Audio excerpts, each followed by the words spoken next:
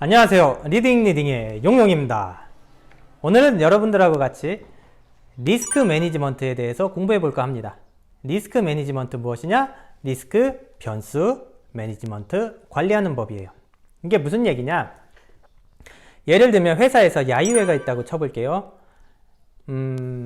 어디에 야외에 가서 바베큐를 하기로 했어요. 물론 고기도 구워 먹겠지만 고기를 못 먹는 사람도 있겠죠. 그런 사람들을 위해서 다른 음식을 준비한다던가, 혹은 혹시 누가 다칠 수도 있기 때문에 구급상자를 가져간다던가, 근처에 병원이 있는지 미리 알아봐 둔다던가, 혹은 만약에 비가 오면 야외에서 아무것도 못하기 때문에 실내에서 할 수 있는 무언가를 준비해 놓는다던가, 그리고 만약에 사회 볼 사람이나 회계 볼 사람이 부득이하게 못 나왔을 경우에 대신 해줄 사람이 누가 있는지, 이런 것들을 미리미리, 물론 일어나지 않겠지만 일어날 법한 일들을 준비하는 일을 리스크 매니지먼트라고 합니다. 이렇게 일하는 동안에는 그런 리스크 매니지먼트가 잘 될 수는 있지만 우리 인생의 리스크 매니지먼트는 어떻냐는 거죠. 예를 들어 볼게요. 오늘 만약에 내일 내가 갑자기 회사에서 잘린다면, 갑자기 지진이 일어나서 내일부터 회사에 못 나가게 된다면, 내 수입이 갑자기 끊긴다면, 혹은 물론 일어나진 않겠지만 우리나라가 북한과 갑자기 전쟁을 시작한다면, 이런 모든 경우들, 물론 이 모든 경우들을 다 대비할 수는 없지만 많은 경우를 미리 예방할 수는 있습니다. 그런 것들을 같이 해나가는 거죠. 자, 질문 드릴게요.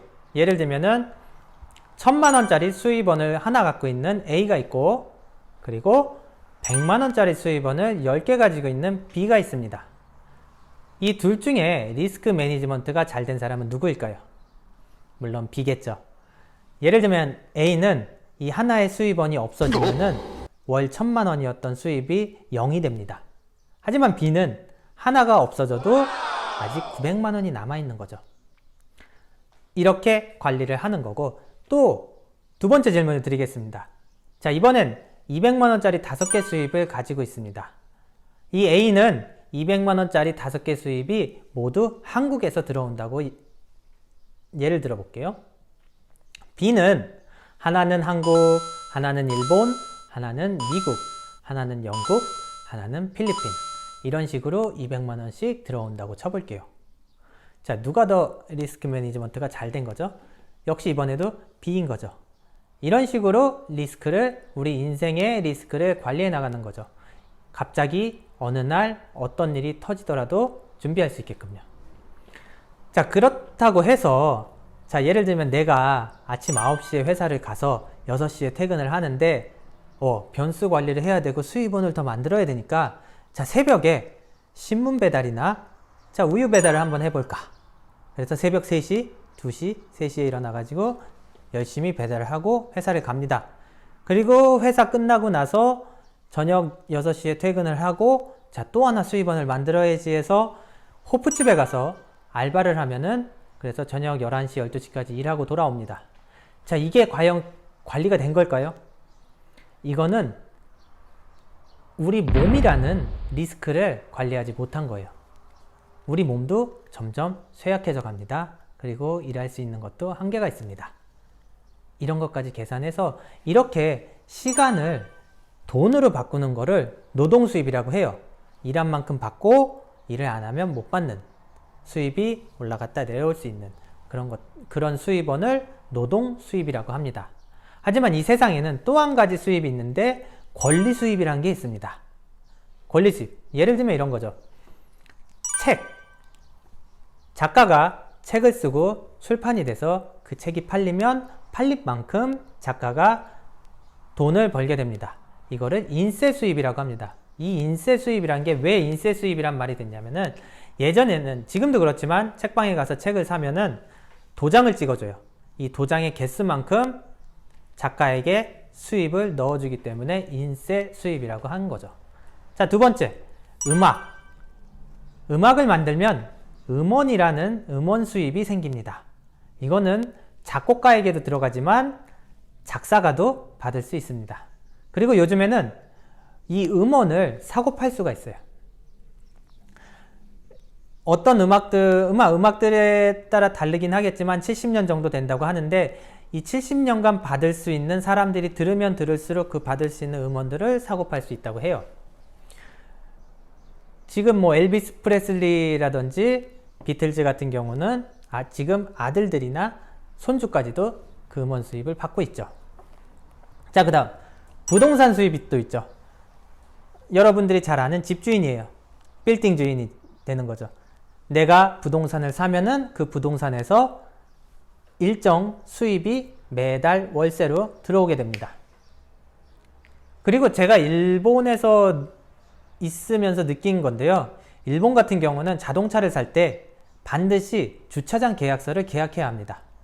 이 주차장 계약서가 없으면 차를 팔지를 않아요.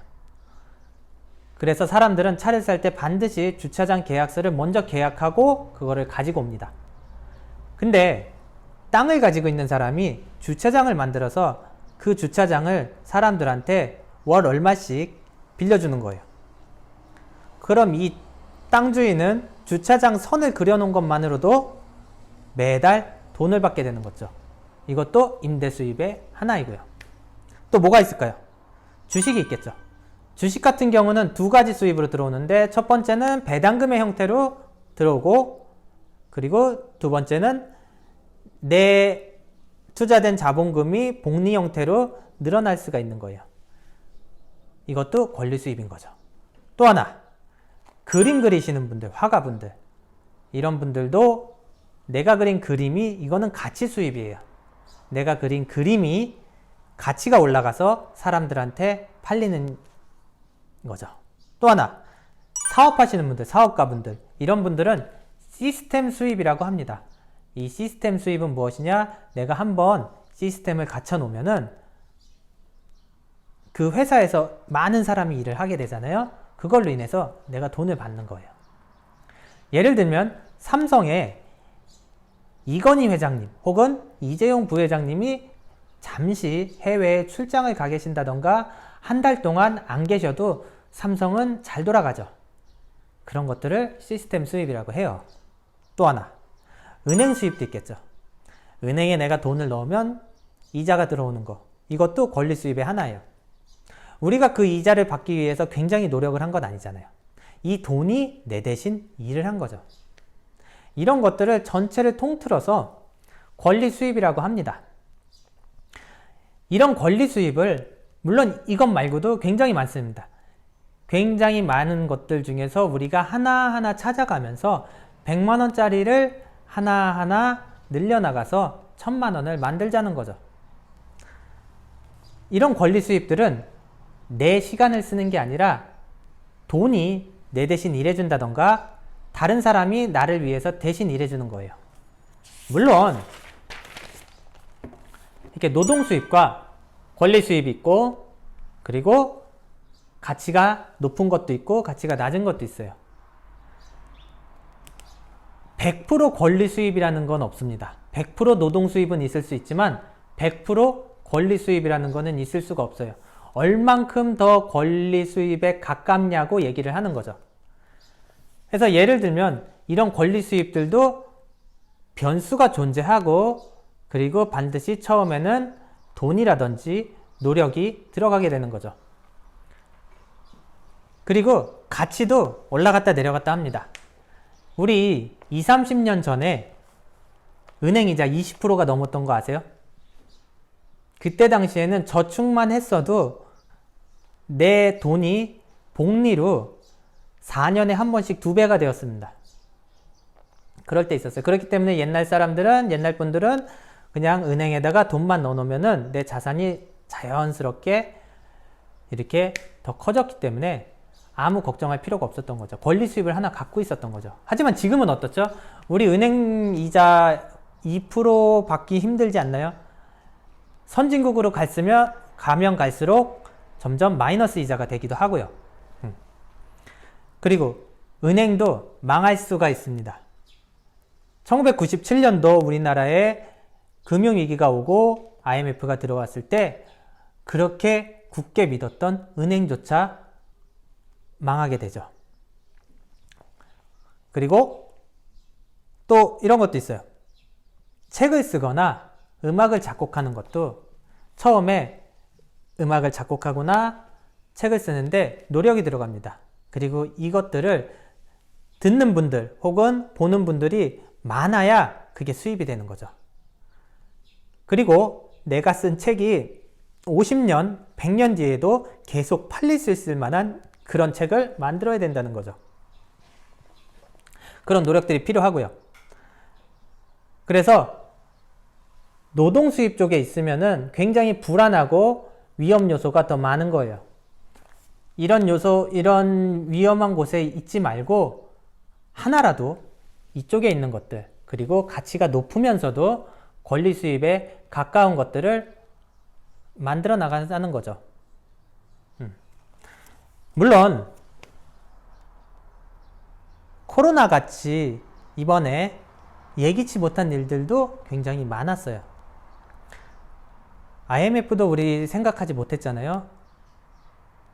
IMF도 전혀 생각지 못하게 갑자기 오는 거고, 코로나도 너무 생각하지 못하게 갑자기 이렇게 팬데믹 현상까지 일어나게 됩니다. 전 세계 경제가 흔들리고 있어요. 그러기에 우리는 어떤 일이 일어날지는 모르지만 지금부터라도 조금씩 공부해 나가면서 준비해 나가는 건 어떨까요? 여러분들하고 같이 저도 소원이 10가지의 수입원을 갖는 게 꿈입니다. 여러분들도 같이 저와 같이 많은 수입원을 갖고 리스크에 대비해서 이런 걱정하지 말고 항상 행복하게 하루하루를 보낼 수 있었으면 하는 마음에 이 영상을 만들었고요. 또 다음 시간에 좋은 내용으로 다시 찾아뵙겠습니다. 굿바이!